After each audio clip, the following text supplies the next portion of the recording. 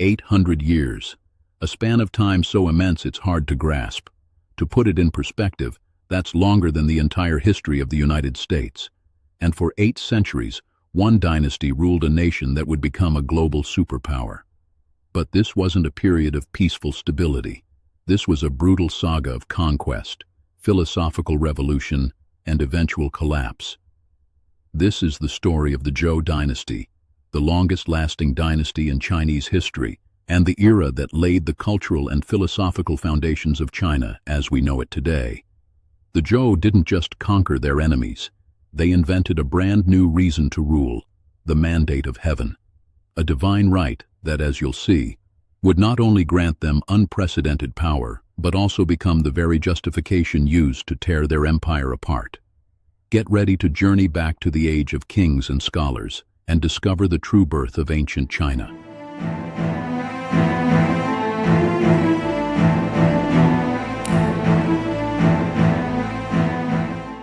To understand the Zhou, you have to understand where they came from. The previous dynasty, the Shang, had become mired in corruption and cruelty. Their last king, King Zhou of Shang, was a notorious tyrant, known for his debauchery and disregard for his people. He was seen not as a ruler, but as a monster. Meanwhile, the Zhou, a smaller state on the western frontier, was gaining strength under the leadership of King Wen and later his son, King Wu. They were seen as virtuous, just leaders, the complete opposite of the Shang king. The stage was set for a monumental confrontation. The Zhou gathered their allies, and in a legendary battle at a place called Muyi, their forces met the Shang. The Shang king's own soldiers, fed up with his tyranny, defected to the Zhou side. The Shang dynasty was defeated, and a new era had begun. With the Shang gone, the Zhou faced a new problem. How could they justify their rule over such a vast territory? They weren't just conquerors, they needed legitimacy. And so they invented one of the most powerful and enduring ideas in all of Chinese history, the mandate of heaven. The Zhou claimed that the gods had taken the mandate, the divine right to rule, away from the cruel Shang and given it to them, the virtuous Zhou. This wasn't just a claim to power, it was a cosmic contract. As long as a ruler was just, wise, and cared for their people, they had the mandate. But if they became tyrannical, incompetent, or corrupt, the gods would withdraw their favor and the ruler could be overthrown. The mandate of heaven became the ultimate justification for rebellion, a concept that would echo through every dynasty to follow. With their divine right established, the Zhou faced a logistical challenge: how to govern such a massive empire without modern communication or transportation. Their solution was a system of rule called Fenjian, or feudalism. They didn't rule directly. Instead, they parceled out vast lands to their loyal family members, generals, and allies. These lords, in turn, swore allegiance to the king, promised military support, and paid tribute. On the surface, this system seemed brilliant. It kept the kingdom stable and allowed the Zhou to extend their influence far and wide. But it had a fatal flaw. As generations passed, these regional lords became more powerful, more independent, and less loyal to the king in the capital. The very system designed to keep the empire together was planting the seeds of its destruction, and that's exactly what happened. The Western Zhou entered a period of slow decline. The kings grew weak, their authority dwindled, and the mandate of heaven began to feel more like a whisper than a roar. The final blow came in 771 BC, when the capital was sacked by a coalition of regional lords and nomadic tribes. The Zhou king was killed, and the dynasty was forced to flee east to a new, less prestigious capital. They still held the title of king, but their real power was gone forever. The mandate of heaven had run its course for the Western Zhou, and the once great empire was about to descend into an age of unprecedented chaos.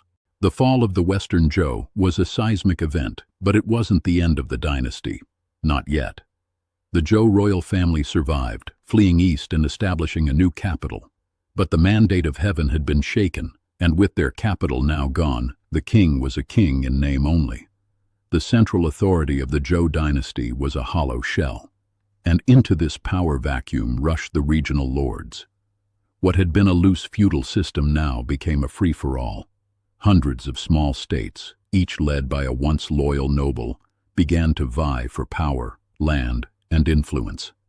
This new chaotic era would become known as the Spring and Autumn period, a time of constant low-grade warfare and shifting alliances. In this struggle for dominance, a new political role emerged, the hegemon. This wasn't a king, but a powerful state leader who was unofficially recognized as the one who could maintain some semblance of order. He would rally states to his banner to fend off barbarian invasions or to punish those who broke the unwritten rules of this new world.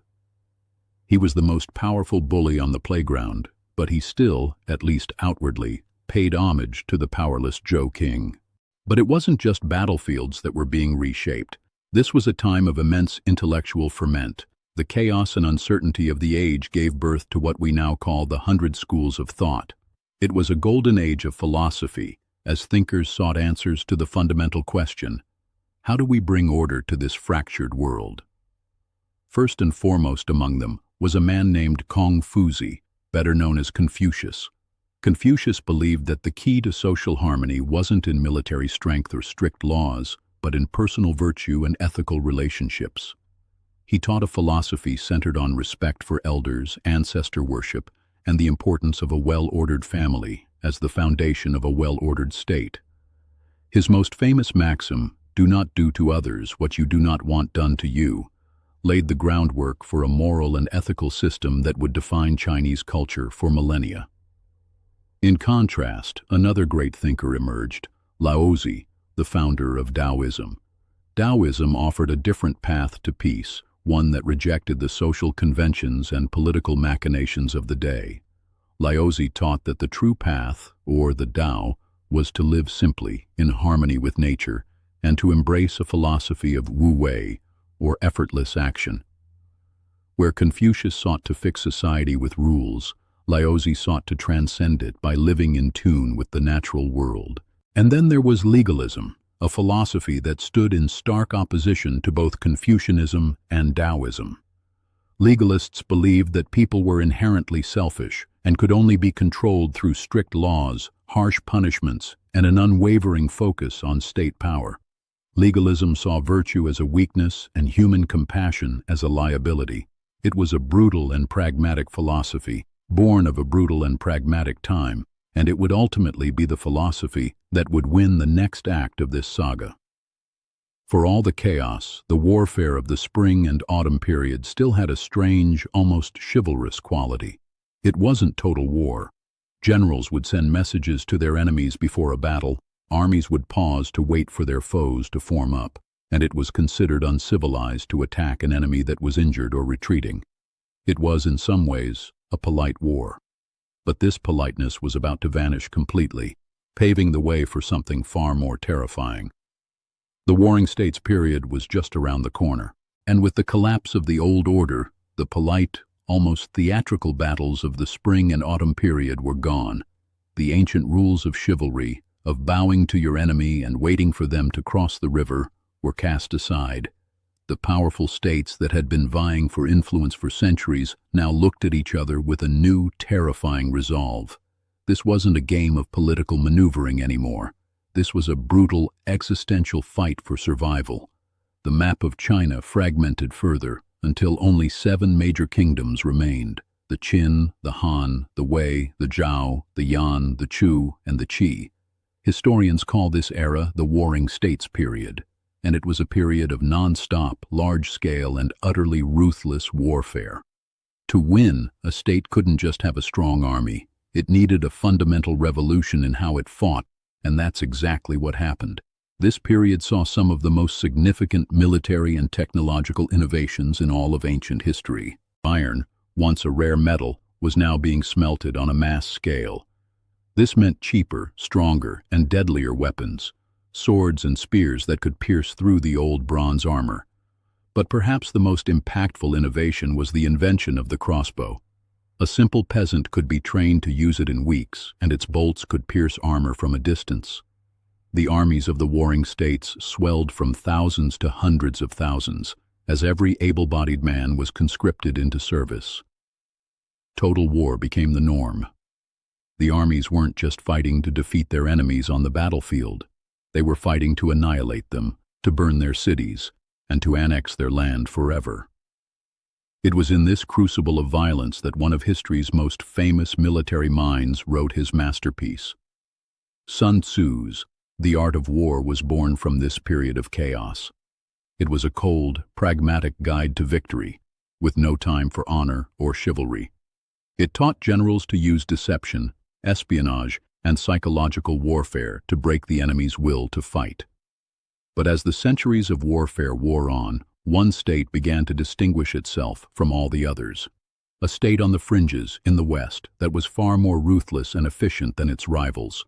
This was the state of Qin. The Qin were not interested in the philosophical debates of Confucius or the gentle ways of the Tao. They were committed to a school of thought called legalism. It was a philosophy that believed human nature was inherently selfish and evil. The only way to govern was through a strict, uncompromising system of laws, with harsh punishments for any transgression. This wasn't a philosophy, it was a machine, and it turned the state of Qin into a war machine.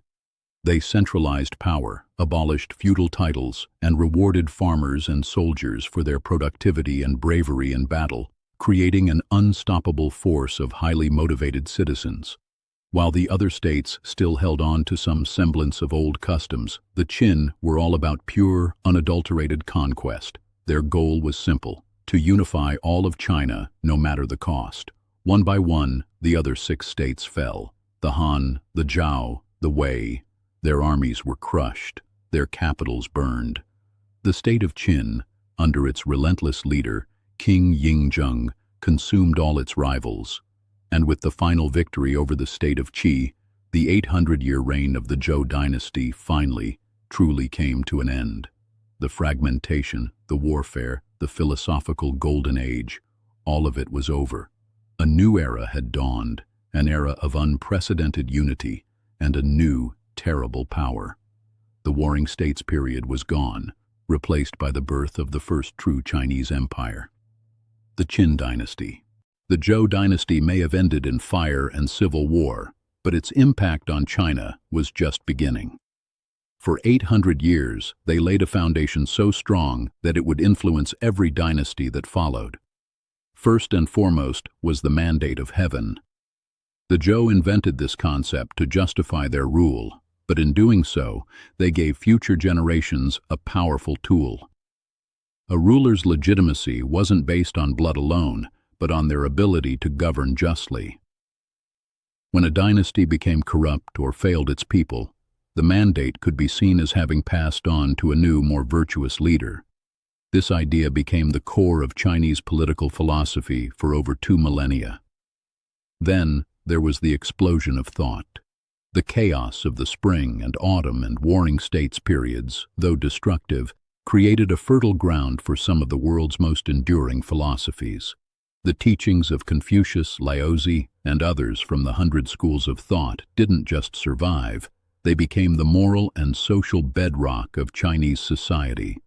Their ideas about family, duty, and living in harmony with nature continue to resonate in China and across the globe. Finally, the Zhou's feudal system, which gave power to regional lords, ultimately failed them. But its failure served as a powerful lesson. The dynasties that followed, from the Qin onward, understood that a strong, unified central government was the only way to maintain order over such a vast land. The Zhou Dynasty may have fallen, but its influence never did. Its philosophical ideas and political lessons created a grand continuum, a legacy that shaped China's identity and direction for centuries to come. The Zhou Dynasty may have fallen, but its ideas lived on, shaping a grand continuum of Chinese history, from the mandate of heaven, which became a political cornerstone for centuries, to the philosophical groundwork of Confucianism and Taoism. The Zhou's legacy is undeniable.